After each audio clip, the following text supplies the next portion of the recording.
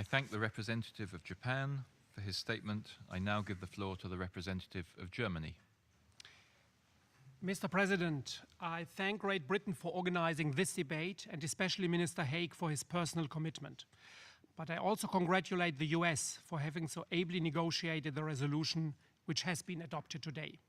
We also thank and commend the leadership of the Secretary General and the Special Representative Zainab Bangura, as well as today's briefers. Germany aligns itself with the statement delivered by the European Union. Mr. President, we welcome the focus of today's debate on addressing accountability and the fight against impunity. Let me be clear. Our ultimate goal has to be, first and foremost, the prevention of sexual violence in conflict. In cases where acts of sexual violence have already occurred, it is indispensable that perpetrators are immediately brought to justice and survivors receive adequate support and redress. Only effective criminal prosecution during and after conflict will lead to an equally effective preventive system that can help to create long-term peace. Let me stress some important points and give you some practical examples. First, it cannot be stressed enough that part of an effective prevention of sexual violence is an equal involvement of women, not only the consideration of their special needs, but also the participation in all stages of decision-making processes is essential, also for programs like DDR, security sector reform, or transitional justice.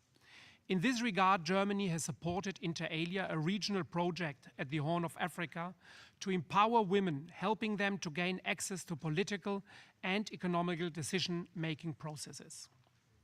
Second, when sexual violence constitutes a crime against humanity, a war crime, or even genocide, it has to be subject to punishment and has to be excluded from amnesty provisions.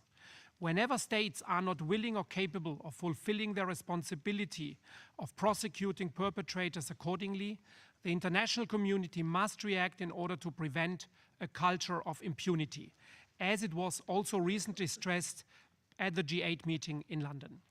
Regional justice mechanisms and the ICC can also play an important role. We also welcome the work of the team of experts in SISG's Bangura's office in this regard. The German Center for International Peace Operations offers special pre-deployment courses to establish the rule of law, which emphasize the need of prosecuting sexual violence and raise awareness for gender-based violence.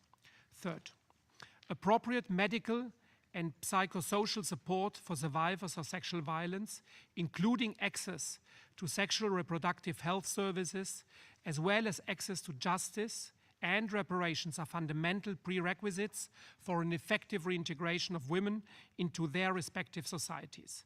Germany has, for example, funded several medical council centers in Congo where women can receive medical and psychological support as well as emergency HIV post-exposure prophylaxis. We also support transitional justice mechanisms such as truth and reconciliation committees and the dialogue between these and women's rights organizations. Lastly, our full support is needed for those who are essential to the fight against the scourge of sexual violence, such as human rights defenders, doctors and journalists who are at a special risk themselves. Let me end by stressing that the Security Council has a role to play in monitoring the commitments made by parties to conflict.